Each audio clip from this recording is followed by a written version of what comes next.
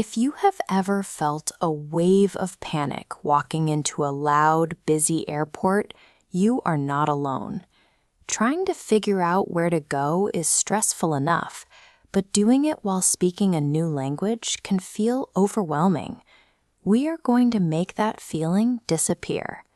Today, we are following a traveler named Sofia on her very first solo international flight.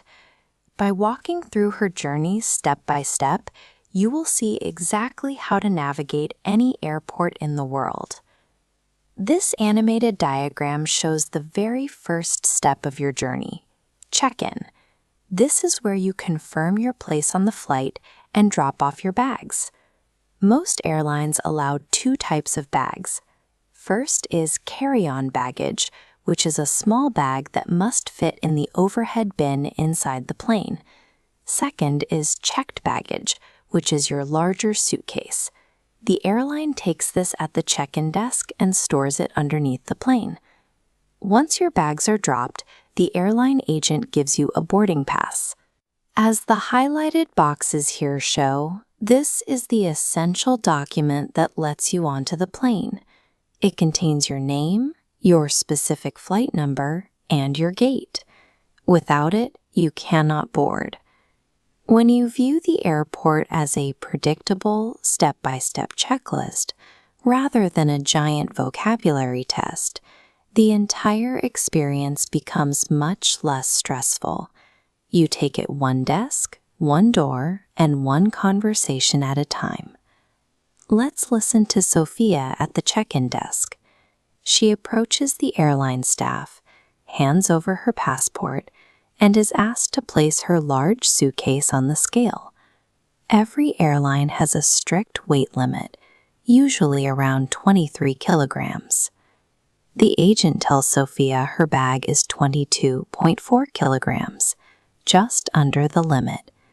Sofia replies, "Oh, what a relief. I was very worried about that." Notice how she shares a genuine emotion. Natural English conversation involves sharing your actual feelings and reactions, not just answering questions with a flat yes or no. Next, the agent asks if Sofia prefers a window or an aisle seat. This brings us to a crucial grammar tool for travelers, expressing the future. English has a few different ways to talk about things that haven't happened yet, depending entirely on exactly when you make your decision. This timeline illustrates the difference. We use going to for a trip you planned in advance. For example, Sofia would say, "I am going to fly to Toronto today." But when you make a sudden, spontaneous decision right at that exact moment, like picking a seat at the desk, you use will. Sofia tells the agent, "I will take the window seat." Using the correct future tense shows you are following the flow of the conversation. It helps the airline staff understand exactly what you mean, making the check-in process faster for everyone. With her boarding pass in hand, Sofia heads to airport security. The security officer gives quick instructions: laptop out of the bag, liquids in a clear bag, shoes off please. Sofia has never done this before, so she politely asks, "Sorry, do I need to take my shoes off as well?" When she walks through the scanner, it beeps because she forgot her watch. She stays calm, apologizes, and puts it in the tray.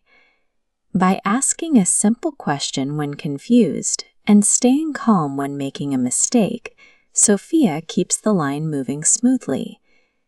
Keeping the line moving brings us to a major cultural rule. In the United Kingdom, Australia, and the United States, queuing, which means standing in line, is taken very seriously. Cutting in front of people is considered highly offensive. If your flight is leaving immediately and you have a genuine emergency, you must ask politely, "Excuse me, my flight is boarding right now. Would you mind if I went ahead?" This split-screen graphic shows another cultural reality. Airline staff are trained to be friendly, while immigration and customs officers are trained for efficiency and security.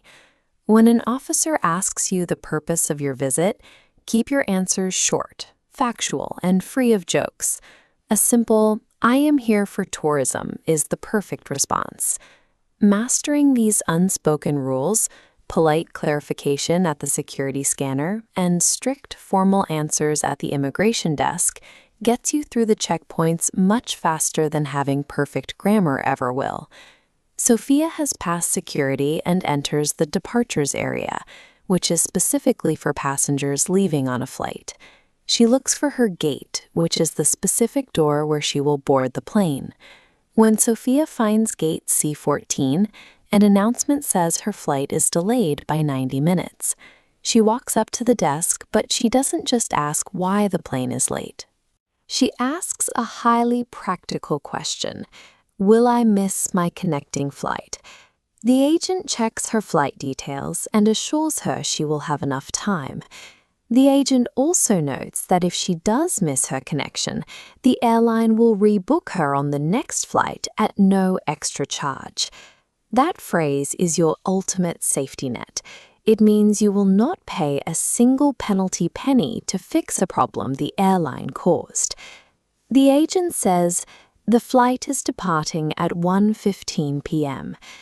This animated digital clock illustrates our third future tense, the present continuous.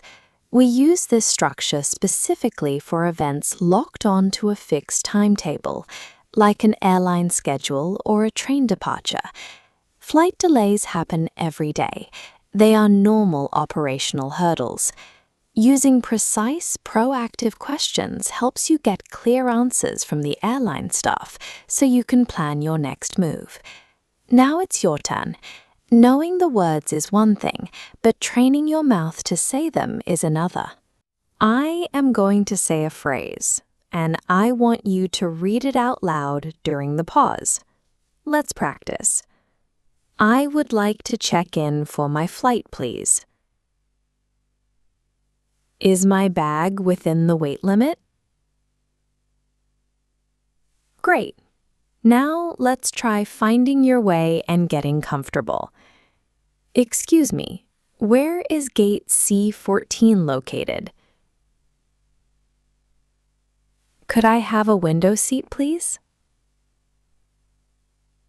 Finally, let's practice handling delays and answering immigration questions. Will I miss my connecting flight today?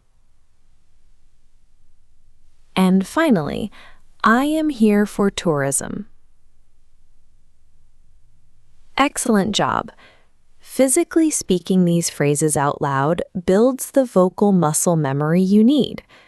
When you actually arrive at the airport, your mouth will already know exactly what to do, preventing you from freezing up. Before we finish, we need to address one last common fear: the airport intercom. Those overhead announcements always sound fast, muffled, and packed with confusing technical language. Honestly, even native speakers struggle to understand them. This sound wave graphic shows how to filter those announcements. Most of the sound is just background noise. You only need to listen for 3 exact data points. First, your flight number. Second, your gate number. And third, status words like boarding, delayed, or final call. If you hear your flight number and the words final call, walk directly to your gate. You now have the vocabulary and the cultural tools to navigate your next international trip. By focusing on the schedule, the phrases, and the step-by-step process, you can move through any terminal with ease. Safe travels!